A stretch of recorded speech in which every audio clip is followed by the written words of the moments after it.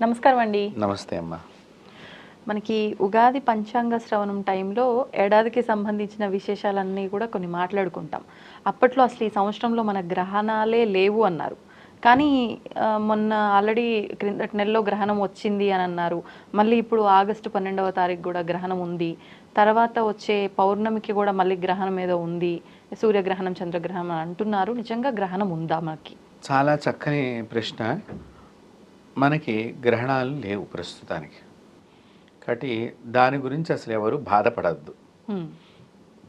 చాలా ఛానల్స్లో కూడా నేను ఈ విషయం గురించి ఎవరెవరో నాకు ఫోన్లు చేయటం, ఇలా ఆ ఛానల్లో చెప్పారు, ఈ ఛానల్లో చెప్పారని చెప్పి చాలామంది నాకు ఫోన్లు చేస్తున్నారు. గ్రహణాలు ప్రస్తుతానికి మనకేమీ లేవు. ఓకే. కాబట్టి కొన్ని గ్రహణాలు అవి భూమి మీదకి సంబంధం లేకుండా ఏర్పడితే మనం దాన్ని పాటించిన అవసరం లేదు. ఇప్పుడు ఆకాశంలో అనేక అద్భుతాలు జరుగుతూ ఉంటాయి. ప్రతి అద్భుతము దీని కనెక్టివిటీ ఉన్నదా లేదా అనేది మనం చూసుకోవాలి. కనెక్షన్ ఉన్నప్పుడు మాత్రమే దాన్ని పాటించాలా వద్దా అనేటువంటి దాని గురించి ఇక్కడ చర్చ. కనెక్షన్ లేని దాని గురించి ఎందుకు మనం ఇప్పుడు అనవసరం అది. కాబట్టి భారతదేశంలో ప్రస్తుతానికి గ్రహణాలు ఏమీ లేవు. కాబట్టి దాని గురించి అసలు మనం ఆలోచనే చెయ్యక్కర్లేదు. కానీ కొంతమంది లేకపోయినప్పటికీ గర్భిణీ స్త్రీలు మాత్రం నియమాలు పాటించాలి, పాటించకపోతే ఇబ్బందులు వస్తాయేమో, పాటిస్తే నష్టం ఏం లేదు కదా అంటున్నారు. ఇప్పుడు దోషం లేదు మనకి లేదు అన్నప్పుడు నువ్వు పాటించినా పాటించకపోయినా ఫరక్ పడదు, ఏమీ లేదు ఇక్కడ. ఒకటి పాటించమని చెప్పి నువ్వు పాటించట్లేదుగా. వీళ్ళు గర్భిణీ స్త్రీలు జుట్టు విరబోసుకోకూడదు. అవునా? మరి ఇప్పుడు నేను మాట్లాడితే విమర్శలకి నేను లోనవుతాను, అందరి విమర్శలకి. గర్భిణీ స్త్రీ ఎప్పుడూ కూడా జుట్టు విరపోసుకోకూడదని శాస్త్రం చెప్పింది. మామూలు సమయంలో వేరు, గర్భిణీ స్త్రీలు తప్పనిసరిగా జడ వేసుకుని, జడ కొసలు ఉంటాయి కదమ్మా చివరి, దాన్ని పైకి మడిచి కట్టుకోవాలి. ఓకే. ఎందుకనండి? దోషానికి. అంటే ఎటువంటి దోషాలు వస్తాయి అలా చేయకపోతే? అలా చేయకపోతే గర్భస్థంలో ఉండేటువంటి వాళ్ళకి రకరకాలైన మానసికమైనటువంటి సమస్యలకు గురవుతారు. ఓకే. ఇవన్నీ ఇప్పుడు మనం ఆచరించాల్సినవి ఆచరించమమ్మా. లేదు అన్న దాని గురించి ఇంకెక్కువ ఆలోచన చేస్తుంటాం. అంటే ఏంటంటే మనిషి ఎటు పెడుతున్నాడు, వద్దన్న దాని గురించి ఎక్కువ పెడుతున్నాడు, కావాలి అన్న దానికి పెడతలేదు. గ్రహణం లేదు, నేనైతే ఏం పాటించట్లేదు. ఇప్పుడు నేను గ్రహణం ఉంటే తప్పనిసరిగా అనుష్ఠానంలో ఉంటా అంతే. అవును. నేను ఇప్పుడు ప్రత్యేకించి మామూలుగా రోజు చేసుకునే అనుష్ఠానం ఎట్లాగో ఉంటుంది. ఇప్పుడు గ్రహణ సమయం అంతా అది మధ్యాహ్నమో పొద్దున్నో, మనకు ఆ సమయం అంతా మేము కదలము, బయటికి రాము, మాట్లాడము ఎవరితోనూ, అనుష్ఠానంలోనే ఉంటాం, మంత్రానుష్ఠానంలో ఉంటాం.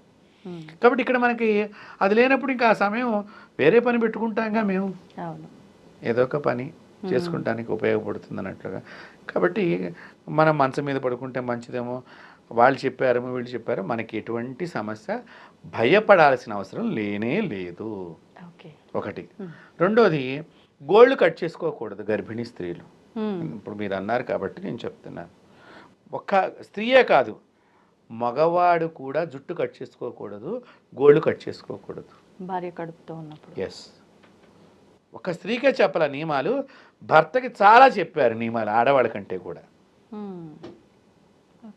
అవన్నీ పాటించాలి. మరి కొంతమంది షేవ్ చేసుకోరు భార్య గర్భంతో ఉన్నప్పుడు. చేసుకోకూడదు. పెరుగుతోంది కదమ్మా, పెరుగుతోంది అంటే లోపల కూడా శిశువు పెరుగుతోంది కదా. మీరు బాగా గుర్తుపెట్టుకోండి, చాలామంది మమ్మల్ని అడిగారు, ఏమండి ఆడవాళ్ళని బాగా తినమంటారు, డాక్టర్లు కూడా లోపల ఏదో ఉంది. ఆడవాళ్లే కాదు, గర్భంతో ఉన్నప్పుడు వాళ్ళ యొక్క భర్త కూడా మంచిగా కడుపు నిండా తినాలి. కానీ సంబంధం ఏముందండి, ఎందుకు వాళ్ళు ఎందుకు తినాలి? మానసిక సంబంధం.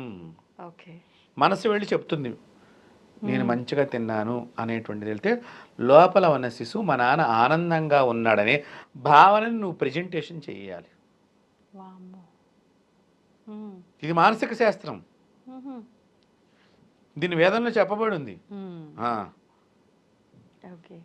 తర్వాత ప్రతిరోజు కూడా భార్య యొక్క దగ్గరగా కూర్చుని గర్భంతో ఉన్నప్పుడు ఇట్లా పొట్ట మీద చేపెట్టి 4 మంచి మాటలు తన భార్యకి ఆనందం కలిగే మాటలు చెప్పాలి.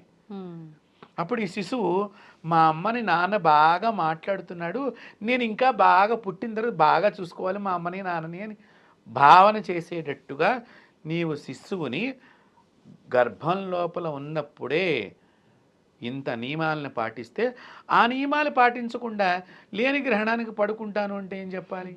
అవును. మీకు అర్థమవుతుందా? కాబట్టి గ్రహణాలు అయితే మనకేమీ లేవు. దయచేసి నేను ఐ డ్రీమ్ ద్వారా చెప్తున్నాను, పౌర్ణానికి లేదు, మొన్న పౌర్ణానికి లేదు, ఇప్పుడు అమావాస్యకి లేదు, ఏ గ్రహణము లేదు. ఇప్పుడు విదేశాల్లో కొన్ని ప్లేసెస్లో గ్రహణం చూపిస్తుంది అంటున్నారు కదా. మన వాళ్ళు అక్కడ వాళ్ళు ఎలాగో పాటించరు, మన వాళ్ళు అక్కడ ఉన్న వాళ్ళు నియమాలు పాటించాలంట. నువ్వు ఏ దేశంలో ఉన్నావో ఆ దేశంలో ఆ సమయంలో గ్రహణం ఉన్నప్పుడు వాళ్ళు అక్కడ పాటించి తీరాలి, మన వాళ్ళు అనేది లేదు. కానీ మన భారతదేశానికి ఇవన్నీ వర్తిస్తాయి కదా, అది మన దేశం కానప్పుడు అక్కడ ఉన్న వాళ్ళు ఎందుకు పాటించాలంటే ఏం చెప్తారు? నువ్వు ఆ దేశానికి ఎందుకు వెళ్ళావు? ఆ దేశంలో రూల్స్ పాటిస్తున్నావా లేదా అమ్మా? అక్కడి రూల్స్ పాటిస్తున్నావు కదా, ఆ దేశపు రూల్స్ పాటిస్తున్నావు కదా. మరి ఆ దేశంలో రూల్స్ పాటించినప్పుడు ఆ దేశానికి సంబంధించినటువంటి సమయం పైన ఆకాశంలో ఒక నెగిటివ్ ఎనర్జీ ఫోర్స్ ఆ దేశం మీద ఉన్నప్పుడు నువ్వు అక్కడ ఉండేటువంటి నీవు భారతదేశం వాడివైతే సంప్రదాయాన్ని పాటించేవాడివే కదా. మరి అక్కడికి వెళ్ళినా కూడా ఆ సంప్రదాయాన్ని పాటించాలా వద్దా? అవును. కాబట్టి అక్కడ ఉన్నప్పుడు ఆ సమయంలో గ్రహణం ఉన్నప్పుడు అక్కడ మనం పాటించి తీరాలి ఆ సమయాల్ని. ఇండియాలో ఉంటేనే భారతదేశంలో ఉంటేనే పాటించాలని లేదు. భారతదేశంలో ఉన్నప్పుడు వాళ్ళు అక్కడ పాటించక్కర్లా, వారి దేశంలో గ్రహణం ఉన్నప్పుడు పాటించాలి. ప్రదేశాన్ని బట్టి అంతే, ప్రదేశాన్ని బట్టే ఫలితం ఉంటుంది. ఇప్పుడు ఏదైనా యుద్ధం జరుగుతుందండి, పక్క దేశం వాడికి చాలా భయం ఉంటుంది. అవును. ఎందుకంటే ఆ యుద్ధం చేసుకునే దేశాలు గబుకున్న బాంబే ఏమన్నా చేయి జారి మా దేశం మీద పడుతుందో అని పక్కవాడికి ఉంటుంది. అవును. ఎక్కడో ఉన్నవాడికి ఉండదు. కారణం ఏంటి? వాడు వేసే డిస్టెన్సు, దాని పవరు, దాని శక్తి బట్టే కదా అది వెళ్ళి పడేది. ఒక అంచనా ఉంటుంది. అట్లాగే ఈ గ్రహణాలు కూడా ఎక్కడ ఏర్పడుతున్నాయో ఆ ప్రదేశం వరకే దాని సరౌండింగ్స్, దాని యొక్క సమయము అవన్నీ పంచాంగంలో రాస్తారు. కాబట్టి ఇప్పుడు మనకేమీ లేవు. కాబట్టి అనవసరమైనటువంటివి కూడా మనం పాటించకూడదని శాస్త్రం చెప్పింది. ఇప్పుడు మైలు ఉందనుకోండి, మా ఇంటి పేరు ఉన్నాడు పోయాడండి అంటాడు ఒకడు వచ్చి. అవును.